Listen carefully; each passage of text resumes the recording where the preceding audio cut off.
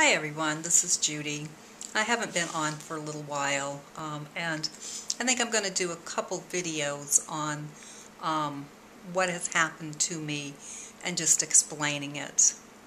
As I'm not sure most of you know that I had decided to go in and get my mitral valve replaced. I had rheumatic fever as a child, and the result of this is having this heart problem, and it's your mitral valve. It had gotten so bad that it was time to make a decision, and I made the decision that it needed to be replaced rather than trying to repair it, because I was told I'd be back probably within a year. So with that decision made, I went in on June 28th to have open heart surgery. Now, I was very peaceful and calm with this decision. It wasn't something that I came to very easily. It took me 2 years to do it. But when I met with my surgeon, I just really felt so comfortable and knew it was time.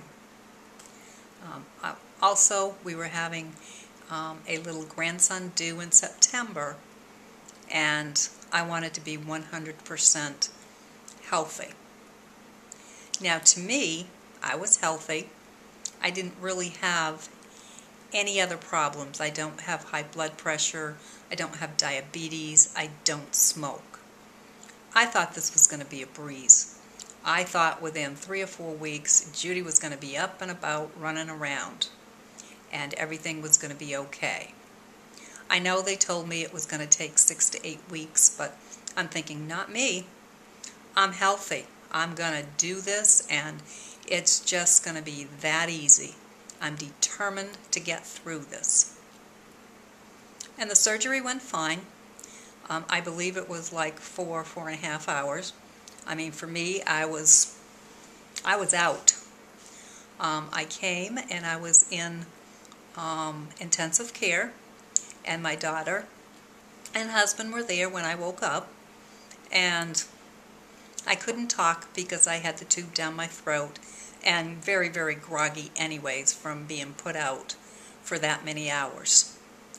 I was really monitored, and the tube was taken out of my throat, and I just was tired and very sleepy, and that's what I needed the first day. So I slept on and off, and rather sleeping in a bed, they end up putting you in a chair just with everything that's on you and everything. It's just so much easier to sleep in the chair.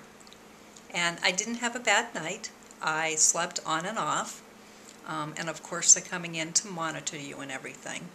I don't remember that I was in that much pain, but I was taking pain medication. So on day 1 was a good day. I felt good. I was in, discomfort, of course, because you have all of these tubes and everything in you. But it's like, you know what? This is over with. I am on the road to recovery. Well, day 1 was good. They actually got me up, and I moved around and took a little bit of a walk. And I, might say I got a little bit cocky. It's like, look at this. This is really day 2. And I'm up and walking, and I'm doing pretty good at it. So, took it easy again. Another good night. And the next day was not a good day. I was tired. I was having a hard time breathing, moving. I didn't want to do anything. And they said, well, you really need to get up and you really need to walk. And it's like, I don't want to. I just want to really take it easy. I don't feel like doing any of it. So I half tried. But they said, if you're going to get better, you need to start to get committed and doing this. So I laid there and I said, you know what? I agreed to this, and I'm going to do it. I have to. So the decision was made that I'm going to work at it. And I did. I did what I was supposed to. They started taking tubes and things out of me, which made me feel better, of course.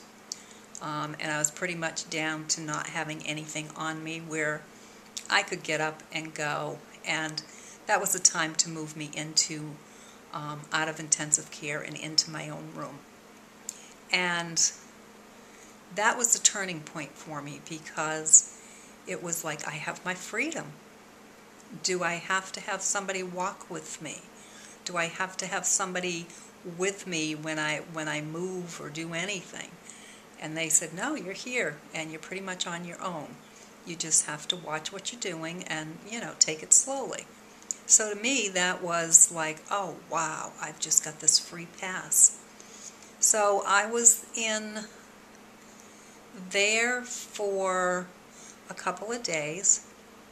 I came home on July 3rd, and I came home tired, but feeling really, really well. Family was here, and I ended up going to bed early that night, but sleeping very well, and just having to take Tylenol for pain. I was also going to be having visiting nurse come and all of that. So on July 4th, the visiting nurse did show up to sign me up and say, hey, we'll start checking you and everything. And that night, my son and granddaughter and daughter-in-law came, and they had fireworks right outside here in the yard. I'm not one that loves fireworks, and never have. Don't like the noises. But it was enjoyable to watch, and granddaughter had so much fun. So I will end this and continue it in another video.